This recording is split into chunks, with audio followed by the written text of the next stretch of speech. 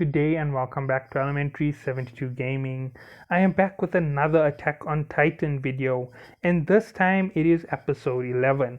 Now, episode 11 is packed with a lot of philosophy, so let's get into the synopsis of the episode for the basic part of the review. Pixis continues his discussion with Eren, and they make an announcement that they're going to manually seal the gap in the wall. The soldiers begin to panic, and amongst the panic, a lot of them are willing to take the death penalty over facing off against the Titans because they feel that the death they would face by the hands of the Titans is worse than simply being beheaded in an instant. Now, I am doing this very fast because there's a lot of philosophy in this particular episode. The next thing is the philosophy that Pixis discussed. And he discusses that a wise man or another once said the only way for humanity to unite was to find an enemy greater than humanity. And this is one of the big philosophical discussions which is playing a part into Attack on Titan. And you only get to see it at the latest stage where the story is in terms of the latest release, all the way at the end, where we get to see the differences between people. We get to see that equality doesn't have anything to do with it, and we get to see a lot of things from a point of view where you wouldn't normally see it. One of the beauties of anime that it can actually remove the brainwashing of our societies from us to see the reality of a situation. But I will get to that a little bit later. Another thing is, as they're going through the wall, you see that Pixis does a lot of small little tests on Eren, like giving him a shot of alcohol. The whole idea behind it is a test to see whether he understands the relatability to life. When a person drinks alcohol, they don't overdo it. As okay, I don't drink alcohol, but I'm just going with the way that people have said they drink. They don't overdo a taste. They drink a little bit at a time so that they can get that feeling without getting overwhelmed and coughing it all out instantly. They want that feeling of dumbness and they want that heavy taste to go in, but they don't want it to all be shot right out in an instant. Eren makes this mistake saying that he doesn't have enough life experience. That is what Pixis was training on and looking at when it came to Eren. He wanted to see how well rounded he was, and he found that he isn't well rounded. He is very determined, but he isn't rounded enough to lead a force.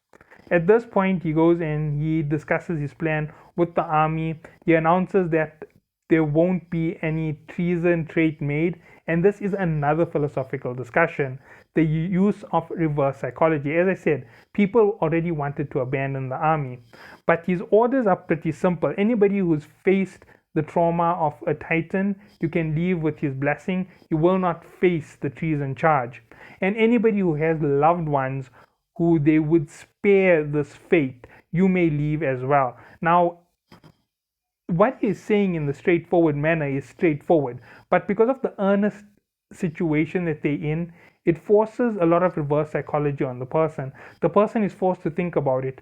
I don't want my child, I don't want my wife, my husband, my mother, my father to experience the horror of these Titans. And then you think, what can I do to stop it? And you realize you have to go back. It's forcing them into that decision on their own. It's a bit of a trap when it comes to reverse psychology. Reverse psychology is to tell you, fine, you can do it, but you just inch these little words in there. Like, you can go and eat as much sugar as you want, but do you really want rotten teeth? And it makes you think of the pain of removing one rotten tooth, or the pain you had when you had a rotten tooth. And that in itself is what he is playing on, that one little emotion to overwhelm your urge. And that's what he did to his army, basically.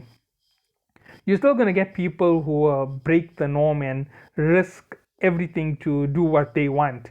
They'll break away from that psychology, but there is just a few of them. Most of them will fall into the trap and do exactly as he says. The next thing which comes in is the development of Armin and showing how much of a genius he really is. When it comes to deploying a strategy, he instantly strips away Pixis' strategy and comes up with a more efficient plan. Now, when he does this, he apologizes about it because he knows it is rude to overrule your superior. But the one thing that you can see from the development of Armin in the scene is just how inexpendable he is, how smart he is. The moment he sees that they need this here, he realizes a large force on one side of the wall holding for a few minutes will force all the titans into that area. And all you've got to do is reel them in and reel any new ones to that area. Once they are all far enough away from the gate, all you've got to do is deploy an elite small team with Eren to go and pick up the rock and seal the gate. This is an advanced strategy. He's thinking way too far in advance, and his strategy is very, very dangerous. But it is also more acceptable for the losses. While only 6 or 7 people may lose their lives if his plan fails, if Commander Pixis's plan failed, it would mean tens of thousands of people could lose their lives. Because if his plan failed at any point, when they call the callback, they have to go through that whole process of retreating from that massive army. While if Armin's plan failed, it wouldn't mean the same thing. It would mean that the 7 in the front would have to try and get away as fast as possible. If they shouldn't get away, it will be 7 deaths and 1 or 2 odd people who had malfunctions in their gear on the wall where they were gathered in numbers. They would be the deaths to the whole situation. So against 20 deaths, 100 deaths makes a big difference. So that's exactly the difference that we see in his thinking. Now moving on, we get a little glimpse of Mikasa's determination to only do what she wants when it comes to Eren. And we see them take advantage of it because she is super elite and putting her in that defense formation. Eren just talked her out of it, telling her that she has to obey the orders, and then she literally gets put where she wanted to by someone else who saw her technique and her skill. So that is the whole thing. And they also reinforce something on Eren. You must remember that when he goes through with this plan, people will die. No matter what he does, someone is going to die in this entire situation. And he needs to remember that they're not just throwing their lives away so that he can live, but they are throwing it away for everybody. He must always remember, he must think of everybody above just his own life, which also plays a part later on in the story when it comes to the end. Now, everything that has been pointed out over here is a lot of philosophy. This episode is laced with philosophy by the ton. The next episode is laced with a lot of entertainment by the ton. But let's just get into the nitty-gritty of this episode. So the philosophy about raising above one's enemies, right, above humanity itself, something greater than itself. This is something which we see every day. The race for equality. The race for equality is literally impossible. In case you think that it's a whole lot of nonsense that I'm saying, just think about it in this way. When 2 people enter school, there's a very slim chance that they're going to be equals. It's a very slim chance that they're both going to be able to write a test and get 100% for every exam till they finish school. That is the difference between a genius and a regular person. In most classes of 50 or 100, I'm just talking about an entire grade, not the one classroom. But in that entire class, that year, that grade, one person is a genius, another person is a failure. That's because everybody learns at different rates. There is never equality, even though they're all learning from the same teachers, they're all learning the same lesson. That gap will always exist because of the capacity of their mind.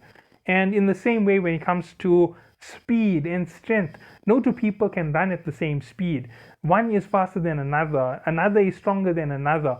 One person has more agility and skill when it comes to the entire body, they can fight better. Another person has the speed in the body but doesn't have the technique of fighting, so they can't fight. One person has all that speed but no strength, so he can't win the fight. All of this makes a difference in reality, and it's something which we never ever really understand. We fight against it every day, but we can't win.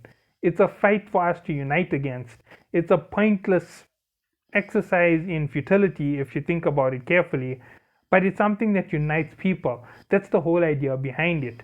The feminist movement, the equalities movement between different race groups, it's never going to change the situation. They're just a good way for people to rally together. And what do I mean by they'll never change the situation? Women will always be better than men at some things. Men will always be better at women than some things. Um, People will always have a hierarchy and a lower hierarchy. You'll have people who you will favor more by appearance. It is what you see as beauty. Some people see a skin color as beauty. Some people see a shape in the body as beauty. There is no way to stop it. And everybody is an individual, so everybody is unequal. A fair world, yes, we could live in a fair world. That is a possibility, but that fair world will never be equal. You will not get to achieve your dream in a fair world. One person will have the dream that they want, one person will have something greater, and that's the whole thing about a fair world. A fair world is the only thing that we could have, but an equal world is impossible. So we always chase the equal world over the fair world. It's the easier task, the easier thing for us to do. Okay, done with the whole idea of the first one. Now, reverse psychology. Reverse psychology is used on us from the time we are kids. The first time you eat too much of sugar and you get a rotten tooth is the first time that you learn about reverse psychology. And I'm just going to give it to you as a basic. Some of you will never have went through this. Some of you went through another one, which is negative reinforcement instead of reverse psychology or positive reinforcement. But this is the whole situation. You eat sweets and you have rotten teeth. It pains like mad and it's finally removed and you get at ease. And then the next time you want to eat sweets again, it's a drive, it's an urge to do it. You feel that it's the right thing to do, but someone will tell you, no, don't eat the sweets. It doesn't stop you, you're still going to go for it. But another person will tell you, eat the sweets, no problem. But remember, by eating sweets, you're going to get another rotten tooth. It's going to hurt a lot all over again. And your fear of pain stops you from doing this action. The action isn't wrong in any way, but they made you fear something to do it. They played on your emotions, they played on your senses, they played on your primal instinct to get their way. It is something that is done all the time. You can't do this, right? Only someone who is like this could do it. They play on your mind again. They force you to put in an effort to beat their statement. And that is the reality behind it. People do this to you all the time. They force you to reverse a role. We're forced to think about this in everyday society. From the laws that we follow, they are a bunch of nonsense, most of them. Defense laws where they tell you that you can defend your life, but you shouldn't do this and you shouldn't do that. When you think of the reality of the situations, it doesn't make a difference. They tell you that taking a life is wrong no matter what, but when it comes to a moment where you have to save your life, you will take another's life. And that is the reality behind it. The morality is overridden by the reality. And these are things that we learn every day. Our governments make these things to enforce these propagandas on us. And we as people need to grow beyond it. And I know that what I am saying is way bigger than myself. It's further than where I should be speaking. But yes, that's the reality of it. This show, this anime, can strip away reality from your eyes. Where you would go to school and learn the Constitution is there to protect you. You can also see the Constitution is there to harm you, because the Constitution forces you to do everything for the government, and the government only is forced to do certain things for you, not everything for you. And they can distribute as they please, and they can do their own things, and they can introduce their own policies without it going through the people. Only a small chamber, which is the whole idea behind the government, to stop small numbers of people making the rules for everybody. And you see the ironies behind everything. You will see it in Attack on Titan as you move forward into the next season, and then you see the realities of morality and good and bad, and what you believe is right and wrong, and doing bad actions for good purposes, and how much they can relate on each side.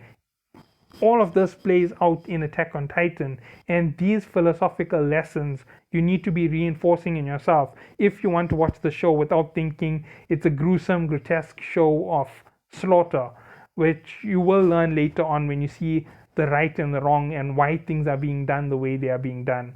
So I hope that you all do enjoy this video, and I hope that you learned a little bit about the messages that are hidden behind the anime that you're watching, the messages that are being pushed in by a writer when he is deciding to express himself on a page. So I hope you all do enjoy. Catch you all in the next one.